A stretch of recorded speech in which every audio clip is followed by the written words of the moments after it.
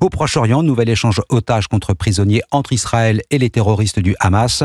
3 Israéliens et 5 Thaïlandais relâchés. La mise en scène de leur libération a provoqué la colère du Premier ministre Benjamin Netanyahou. Frédéric Simon, correspondant d'Europe 1 à Tel Aviv. Avant d'être pris en charge hier par les délégués de la Croix-Rouge, première étape de sa libération, Agam Berger, otage israélienne de 20 ans, a dû monter sur une estrade, accepter de la main des miliciens cagoulés et armés qui l'entouraient une sorte de diplôme de libération et un sac censé contenir des souvenirs de sa longue période de détention, puis adresser un signe de main à la foule et esquisser un sourire forcé. Une mise en scène similaire à celle de la libération quelques jours plus tôt des 4 autres soldats israéliennes détenus dans la bande de Gaza depuis plus de 15 mois, mise en scène dont le cynisme avait suscité l'écœurement en Israël. Plus grave encore, les attroupements formés hier en fin de matinée autour de la libération de 2 autres otages israéliens et de 5 otages thaïlandais. Des milliers de Gazaouis s'étaient rassemblés autour du lieu où la Croix-Rouge devait recueillir les otages, mais la foule s'est faite si dense et si menaçante qu'elle risquait de mettre en danger la vie même des captifs.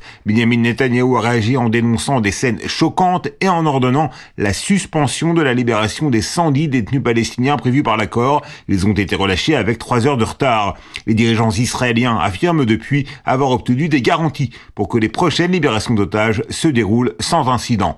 Tel Aviv, Frédéric Simon, Europe 1. Et Israël qui annonce ce matin avoir frappé plusieurs cibles du Hezbollah au Liban en dépit du cessez-le-feu en vigueur depuis la fin novembre.